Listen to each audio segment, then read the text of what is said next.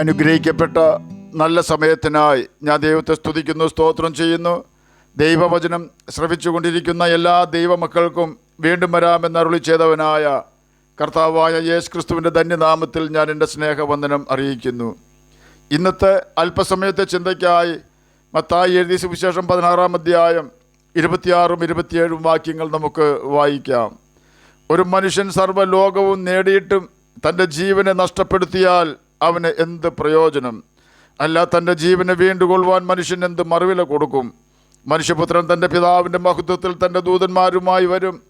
അപ്പോൾ അവൻ ഓരോരുത്തരും അവനവൻ്റെ പ്രവൃത്തിക്ക് തക്കവണ്ണം പകരം നൽകും. അനുഗ്രഹിക്കപ്പെട്ട വേദവാക്യങ്ങളാണ് നാം കേട്ടത്. നമ്മുടെ ജീവിത ലക്ഷ്യം എന്താണ് എന്ന് നാം എപ്പോഴെങ്കിലും ചിന്തിച്ചിട്ടുണ്ടോ? ജീവിതത്തിൽ ആരെങ്കിലുമൊക്കെ ആകുന്നതോ എന്തെങ്കിലുമൊക്കെ നേടുന്നതോ ആണോ നമ്മുടെ ലക്ഷ്യം? ലോകം വെട്ടിപ്പിടിച്ച അലക്സാണ്ടർ ചക്രവർത്തി തൻ്റെ വേണ്ടപ്പെട്ടവരോട് പറഞ്ഞേൽപ്പിച്ചിരുന്ന ചില വാക്കുകൾ ഇപ്രകാരമാണ്: ഞാൻ മരിക്കുമ്പോൾ എൻ്റെ ശവപ്പെട്ടിക്ക് 2 ദ്വാരങ്ങൾ ഇരുപുറവും ഇട്ടുകൊണ്ട് എൻ്റെ കൈകൾ പുറത്തിടയണം. ഞാൻ അനേകം രാജ്യങ്ങൾ വെട്ടിപ്പിടിച്ചുവെങ്കിലും മരിക്കുമ്പോൾ ഞാൻ യാതൊന്നും കൊണ്ടുപോകുന്നില്ല എന്ന് ലോകം ഗ്രഹിക്കട്ടെ. അതുപോലെ തന്നെ ചികിത്സിച്ച ഡോക്ടറോട് താൻ പറഞ്ഞേൽപ്പിച്ചു, എനിക്ക് രോഗശമനത്തിനായി താങ്കൾ തന്ന മരുന്നിൻ്റെ കുപ്പികളെല്ലാം എൻ്റെ ഡെഡ് ബോഡി കൊണ്ടുപോകുന്ന റോഡിൽ നിരത്തിയിടയണം. മെഡിക്കൽ സയൻസിന് എന്നെ രക്ഷിക്കുവാൻ കഴിഞ്ഞില്ല എന്നെല്ലാവരും അറിയുവാൻ ഇടയാകട്ടെ. ആ വാക്കുകൾ കേട്ടവർ അലക്സാണ്ടർ പറഞ്ഞേൽപ്പിച്ചതുപോലെ ചെയ്തിരുന്നു എന്ന് നമുക്കറിയില്ല.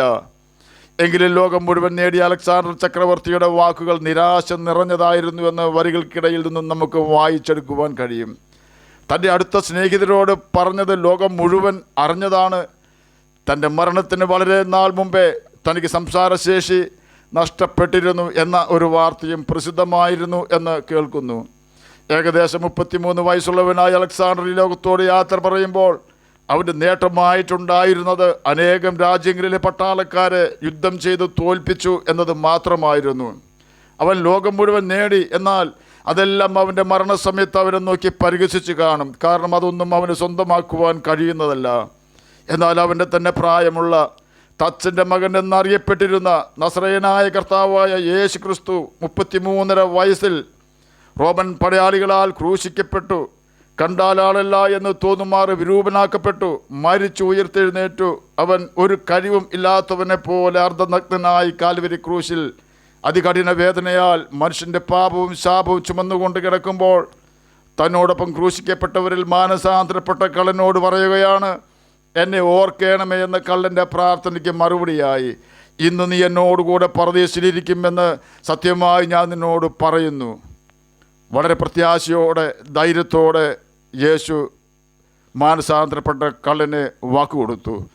അതെ, അവനറിയാം അവൻ ആരാണെന്നും അവൻ്റെ ദൗത്യം എന്താണെന്നും അവന് ആവശ്യമായിരിക്കുന്നത് എന്താണെന്നും. സാത്താൻ യേശുവിനെ ഭൂമിയിലുള്ള സകല രാജ്യങ്ങളെയും അതിൻ്റെ മഹത്വത്തെ ക്ഷണം നേരം കൊണ്ട് കാണിച്ചു. എന്നിട്ട് ഇപ്രകാരം പറഞ്ഞു, നീ എന്നെ നമസ്കരിച്ചാൽ ഇതെല്ലാം നിൻ്റേതാകും എന്ന്, ഇതെല്ലാം എൻ്റെ കയ്യിൽ ഏൽപ്പിച്ചിരിക്കുന്നു എന്നാണ് അവൻ പറഞ്ഞത്. യേശുവിനെ തന്നോട് സംസാരിക്കുന്നവനെ മനസ്സിലായി. യേശു സാത്താനെ ശാസിച്ചു. അവനെ പിടിച്ച് രാജാവാക്കുവാൻ അനേകർ വന്നു. യേശു അതിൽ നിന്നും ഒഴിഞ്ഞുപോയി. തന്നെയുമല്ല, യേശു പറഞ്ഞു, എൻ്റെ രാജ്യം ഐഹികമല്ല എന്ന്.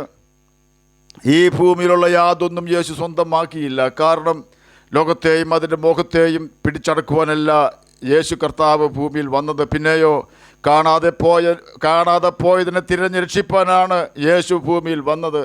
ആകയാൽ യേശു ലോകത്തെ സ്നേഹിച്ചില്ല എന്ന് തന്നെയുമല്ല, ഈ ഭൂമിയിൽ നിങ്ങൾ നിക്ഷേപം സ്വരൂപിക്കരുത്, സ്വർഗത്തിൽ നിങ്ങളുടെ നിക്ഷേപം സ്വരൂപിച്ചുകൊള്ളുവിനെന്ന് ശിഷ്യന്മാരെ പഠിപ്പിക്കുകയും ചെയ്തു. നാം സർവ്വലോകവും നേടിയാലും അലക്സാണ്ടർ ചക്രവർത്തിയെപ്പോലെ ഒഴിഞ്ഞ കരങ്ങളുമായി നാം ഈ ഭൂമിയിൽ നിന്നും മാറ്റപ്പെടും. ലോകവും അതിൻ്റെ മോഹവും ഒഴിഞ്ഞു പോകുമ്പോൾ അതിൻ്റെ കൂടെ നാം വെട്ടിപ്പിടിച്ചതും ഒഴിഞ്ഞു പോകും. എന്നാൽ യേശുവിൻ്റെ പിതാവിൻ്റെ കൽപ്പനകൾ അനുസരിച്ച് അവൻ്റെ സ്നേഹത്തിൽ യേശു വസിച്ചതുപോലെ നാം യേശുവിൻ്റെ കൽപ്പനകൾ അനുസരിച്ച് യേശുവിൻ്റെ സ്നേഹത്തിൽ വസിച്ചാൽ ലോകവും അതിൻ്റെ മോഹവും ഒഴിഞ്ഞു പോയാലും ദൈവേഷ്ടം ചെയ്യുന്ന നാം എന്നേക്കും ജീവിച്ചിരിക്കും.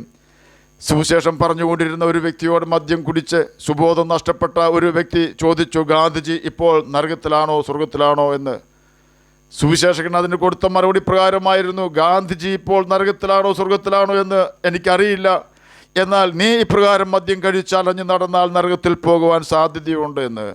അതുപോലെ തന്നെ അലക്സാണ്ടർ ചക്രവർത്തി ഇപ്പോൾ നരകത്തിലാണോ സ്വർഗത്തിലാണോ എന്ന് നമുക്ക് ആർക്കും അറിയുകയില്ല. എന്നാൽ അലക്സാണ്ടറെ പോലെ നാം ലോകം മുഴുവൻ നേടിയാലും നമ്മുടെ ആത്മാവിനെ നേടാതിരിക്കുകയും ചെയ്താൽ നിത്യനരകത്തിലേക്ക് നാം പോകേണ്ടി വരുമെന്നതിന് യാതൊരു സംശയവുമില്ല.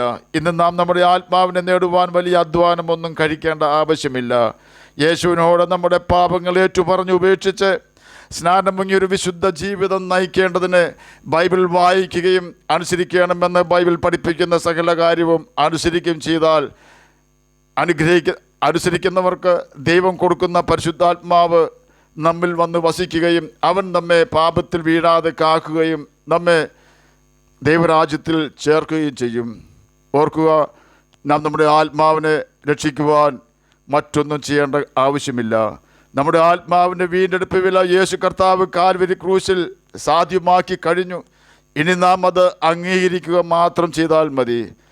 ദൈവം ഒരുക്കി ഇത്ര വലിയ രക്ഷ നാം ഗണ്യമാക്കാതെ കടന്നു പോകരുത്. കാരണം യേശു തൻ്റെ പിതാവിൻ്റെ മഹത്വത്തിൽ തൻ്റെ ദൂതന്മാരുമായി വരികയും അവൻ ഓരോരുത്തരും അവനവൻ്റെ പ്രവൃത്തിക്ക് തക്കവണ്ണം പകരം നൽകുകയും ചെയ്യും. ആകയാൽ ഈ ലോകത്തിൽ ദൈവം തരാത്ത ഒന്നിനും വേണ്ടിയും യുദ്ധം ചെയ്യാതെ നമ്മുടെ വീണ്ടെടുപ്പുകാരനായ യേശുവിനെ പ്രസാദിപ്പിച്ചുകൊണ്ട് നമുക്ക് ജീവിക്കാം.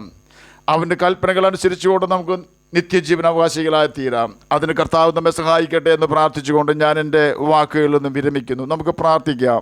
ഞങ്ങളെ സ്നേഹിക്കുന്ന സ്വർഗീയ പിതാവേ, നല്ല വചനത്തിനായി അങ്ങയെ സ്തുതിക്കുന്നു, സ്തോത്രം ചെയ്യുന്നു. അങ്ങയുടെ വചനം വായിക്കുവാനും ഗ്രഹിക്കുവാനും അതിന് പ്രകാരം ജീവിക്കുവാനും അടിയനെ കേൾക്കുന്ന അങ്ങയുടെ കുഞ്ഞുങ്ങളെയും സഹായിക്കണമേ.